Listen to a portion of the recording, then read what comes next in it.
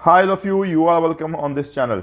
SBI Junior Associates cum sales and support executive, जिसकी बात मैं हमेशा अपने वीडियो में करता आ रहा हूं। जब तक कि आपकी फाइनल सिलेक्शन आपके बैंक में नहीं हो जाती है, उस समय तक कड़ियों को जोड़ने का काम करूंगा।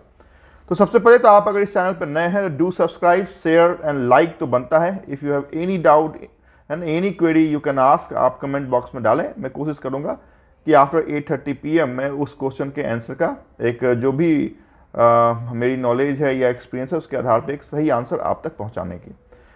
तो SBI की जो फाइनल रिजल्ट आई है उसके लिए बहुत बहुत बधाई। आप सभी बधाई के पात्र हैं। लेकिन इस बधाई के पात्र को लेने और SBI की पहली सैलरी के लेने के बीच में कुछ ऐसी कड़ियाँ हैं, कुछ ऐसे पड़ाव हैं, कुछ ऐसे सीढ़ियाँ हैं जिसको आपको चलना पड़ेगा, जिससे आपको क्रॉस करना पड़ेगा। उस सीढ़ियों में जो पहला सीढ़ी है वो आपका है document verification, then after LPT test and then after your medical test. तो यहाँ पे हम डॉक्यूमेंट वेरिफिकेशन की बात नहीं करेंगे, यहाँ पे हम आपके मेडिकल की बात नहीं करेंगे, यहाँ पे हम आपके LPT की बात करेंगे। तो पहले तो आप ये जानें कि LPT होता क्या है, LPT होता क्यों है और किसके लिए होता है। तो सबसे पहले शुरुआत LPT के फुल फॉर्म के साथ, that is language proficiency test. क्या होता है ये लैंग्वेज प्रोफिशिएंसी टेस्ट? तो सपोज आप किसी स्टेट में काम करने वाले हैं, आप किसी काउंटर को फेस करने वाले हैं, आप अपनी सर्विसेज आप किसी पब्लिक को देने वाले हैं, तो एटलीस्ट उस स्टेट की जो पब्लिक है, जिस आम भाषा में आपसे कम्युनिकेट करेगी, वो लैंग्वेज आपको आना चाहिए in terms of reading, in terms of writing and speaking. तो ये तीनों चीज आप अगर जोड़ते हैं तो आप लोकल प्रोफिशिएंसी टेस्ट पास कर सकते हैं, that is language proficiency test. किसके लिए होता है? तो ये उनके लिए होता है जिन्हें वह उस स्टेट की लोकल लैंग्वेज या तो नहीं आती है, या फिर उन्होंने कुछ ऐसा एविडेंस दिया नहीं जिसके आधार पर SBI ये समझ सके कि आपने उस स्टेट की लोकल लैंग्वेज को कभी पढ़ी है।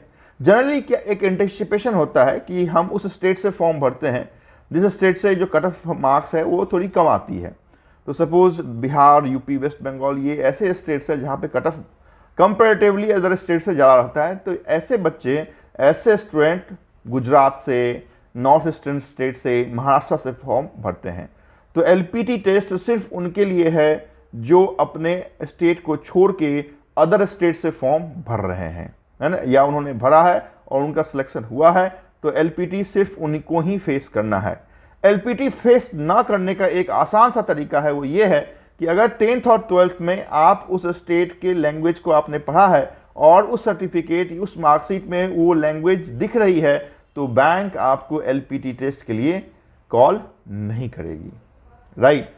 तो आपने अगर 10th 12th सपोज नहीं किया है, जैसे सपोज उत्तर प्रदेश के कोई स्टूडेंट हैं या बिहार के कोई स्टूडेंट हैं, उन्होंने महाराष्ट्र से फॉर्म भर दिया, है ना, ये सोच के कि वहाँ की कट ऑफ कम जाती है, तो वो जब डॉक्यूमेंट सबमिट करेंगे तो वहाँ पे मराठी नहीं रहेगा, क्योंकि लोकल लैंग्वेज जो महाराष्ट्र की है वो मराठी है, तो नहीं रहेगा। उस कंडीशन में वैसे बच्चों को LPT टेस्ट से गुजरना पड़ेगा।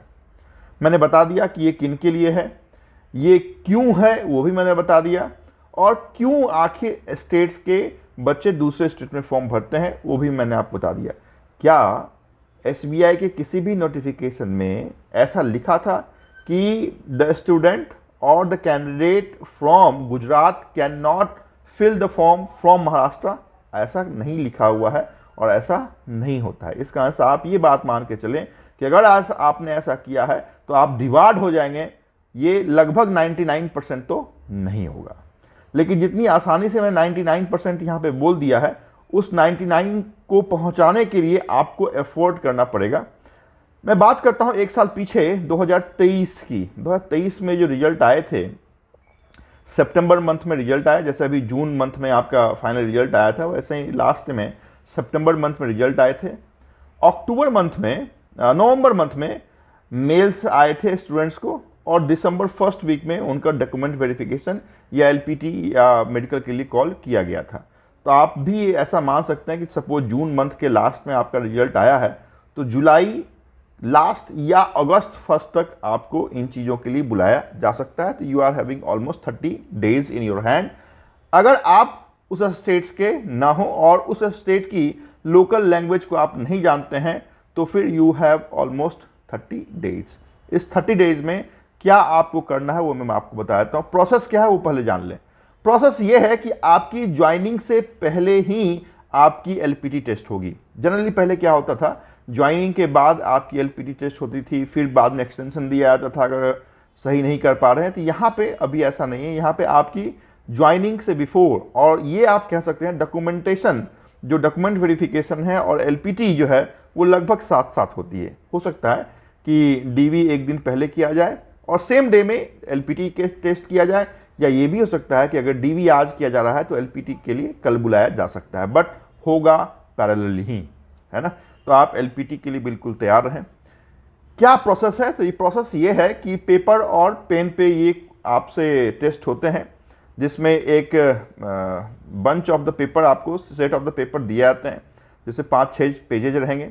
उस 5-6 पेजेस में जो लास्ट की आपकी ईयर्स रही है उसके आधार पर मैं बता रहा हूँ, उस 5-6 पेजेज में आपके 1 से 2, आप मैक्सिमम 2 पेज मान सकते हैं। इस 2 पेज में एक पैराग्राफ रहता है, वो पैराग्राफ वहाँ की लोकल लैंग्वेज में रहेगा। सब महाराष्ट्र की अगर बात करूँ तो मराठी लैंग्वेज में वो पूरा पैराग्राफ रहेगा, और उसके बेसिस पे आपसे 10 क्वेश्चन पूछे जाते हैं। तो 10 को, सपोज आपने पैराग्राफ पढ़ा कि Ram was born in the year 1985 in so and so place, और आपसे पूछ लिया गया कि राम का जन्म कहाँ हुआ, है ना, या कब हुआ, तो 1985 आपको आंसर नहीं लिखना है। जनरली कुछ लोगों से ऐसी गलती होती है, तो आपको एक पूरा पैराग्राफ, पूरा सेंटेंस लिखना है कि राम का जन्म 1985 में हुआ था। तो जैसा उसका हमें जो आंसर देना है वो सिंगल वर्ड में आंसर नहीं देना है, एक लाइन में हमें आंसर देना है, सो दैट हम ये प्रूव कर सकें कि हमें लिखना आता है, हमें समझना भी आता है ना, अंडरस्टैंडिंग भी हमें है, जिसके आधार पर मैं लिख रहा हूँ। तो ये आपके उस लोकल लैंग्वेज को समझने और लिखने का एक तरीका है। तो एक वर्ड में आप आंसर ना देंगे। तो मैंने आपको बताया कि पैराग्राफ रहेंगे, पैराग्राफ के बेसिस पे आपसे 10 क्वेश्चन पूछे जाएंगे, and the passing marks is 40%, means out of 10 4 question सही होने चाहिए। तो यहाँ पे बहुत सारे वीडियो आप देखेंगे तो कहा, बहुत सारे वीडियो में कहा कि लोकल आपकी जो एलपीटी टेस्ट होती है बहुत आसान होती है, ऐसा नहीं है। ये जेहन से अपने निकाल दीजिएगा कि एलपीटी टेस्ट बहुत आसान होता है।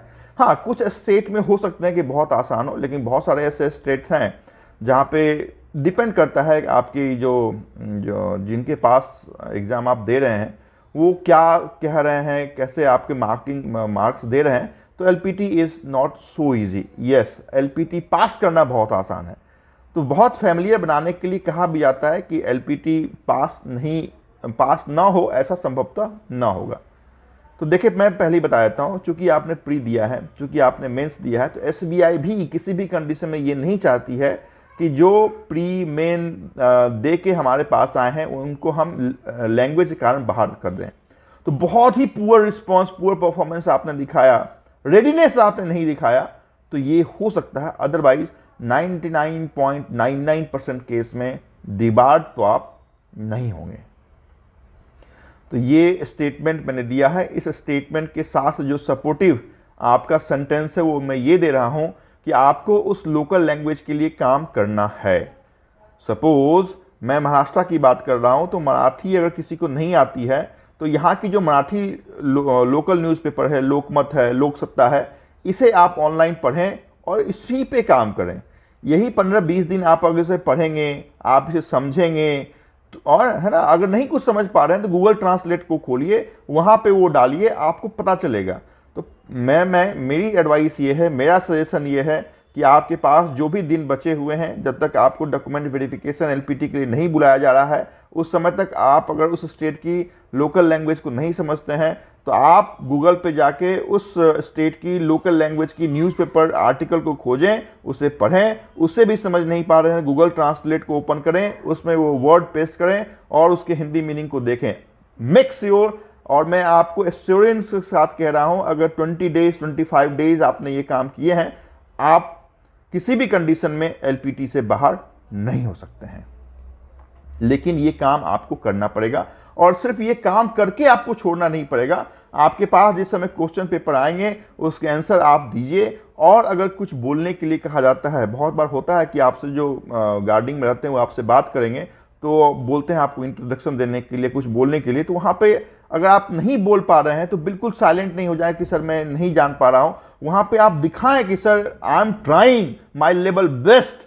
ये रेडीनेस आपको, ये जुझारूपन दिखाना पड़ेगा, और ये अगर आप दिखाते हैं तो आप 100% उस बैंक के अंदर नहीं, SBI के अंदर होंगे। ये मैं आपको बता रहा हूँ, बशर्ते 20-25 मंथ जो भी आपके पास हैं, आप सिर्फ LPT और लोकल लैंग्वेज पे काम करें जो इस स्टेट के ना हो। क्लियर? तो ये तो मैंने स्पष्ट बता दिया कि कैसे होता है, क्या करना पड़ता है, कितने घंटे का होता है, कितने क्वेश्चन पूछे जाते हैं, कितने पासिंग मार्क्स होते हैं, नहीं आता है तो हमें क्या करना है। अगर आप उस स्टेट के हैं तो फिर तो कोई बात ही नहीं है, LPT तो आपसे होंगे ही नहीं, है ना। डिबार्ड की बात मैंने आपके साथ कर दी है कि संभवतः चूंकि SBI को भी, SBI के पास शॉर्टेज ऑफ स्टाफ हैं, तो SBI भी नहीं चाहती है कि जितनी मेहनत करके हमने आपको लिया है तो फिर इस कारण से हम अपनी सीट को फिर से वैकेट कर दें नेक्स्ट फिनेंशियल ईयर के लिए। तो ऐसा SBI भी नहीं चाहती है, और ऐसा आप तो बिल्कुल नहीं चाहते हैं कि आप फिर नेक्स्ट SBI क्लर्कल के लिए किसी दूसरे स्टेट से फॉर्म भरें। इस कारण से वो जुझारूपन लाइए, वो जो 20 दिन 25 दिन आपके पास बचे हैं उसमें जितना मेहनत आप कर सकते हैं उस स्टेट की, अगर आपने फॉर्म भर दिया अदर स्टेट से, तो उस स्टेट को के लैंग्वेज को समझने के लिए। तो आई होप कि LPT के लिए जो इम्पोर्टेंट फैक्ट था वो मैंने आप तक पहुंचाने की बातें की है, काम किया है। तो एक बार सब्सक्राइब करें, है ना, लाइक जो जरूर कर दो, है ना। और कोई कमेंट है, कोई आपकी क्वेरी है, कुछ अगर आपको नहीं समझ में आया है, कुछ जानना है, तो आप कमेंट बॉक्स में डाल सकते हैं, है ना। कुछ नई वीडियो मैं आपके लिए लाऊंगा जूनियर रिसर्च से जुड़ा हुआ, तो उससे बने रहें, है ना। इतनी ही बात आपके साथ इस LPT के इंपॉर्टेंट नोटिफिकेशन के पेज पे मैं करता हूँ। Thank you so much for watching this important guideline.